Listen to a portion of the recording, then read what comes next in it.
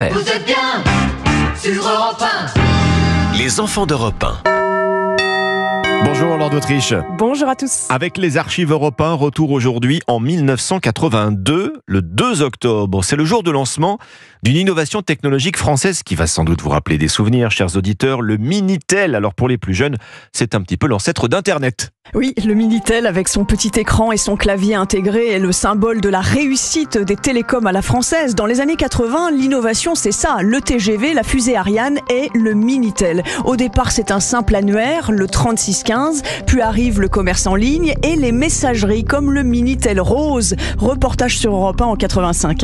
Alors je tape Emmanuel, on va lui demander où et quand. Emmanuel me répond, chez moi, 307 route de Lyon, il tire ce soir si tu veux. Les réponses sont souvent gratinées dans la mesure où on ne sait jamais à qui on a affaire et qui nous parle. Alors la messagerie la plus rentable à l'époque, ce n'était pas 3615 ULA, messagerie rose aux publicités suggestives. C'est un service d'annuaire inversé lancé par l'entrepreneur Xavier Niel.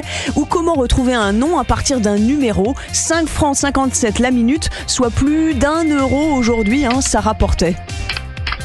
À la fin des années 70, le président de la République, Valéry Giscard d'Estaing, avait vu les choses en grand. Il prévoyait la fabrication de 30 millions de Minitel, un par foyer. Sauf que les grands patrons de presse y voient un danger pour leurs journaux papier et font pression pour freiner son déploiement.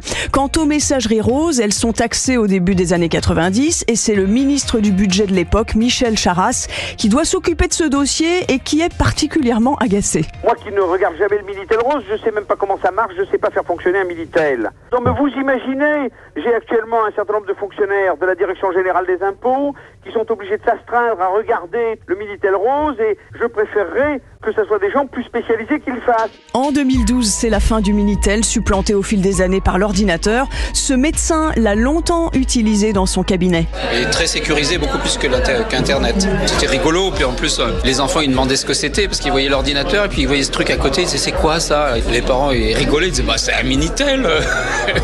Ah ouais, ça marche encore ce truc-là. Et lors de la fermeture du Minitel en 2012, 2 millions de personnes quand même l'utilisaient encore en France. Merci Laure d'Autriche. Voilà, on oublie désormais 3615 Europe 1. Vous pouvez retrouver tous les épisodes des enfants d'Europe 1 sur l'appli Europe 1 bien sûr et sur europe1.fr.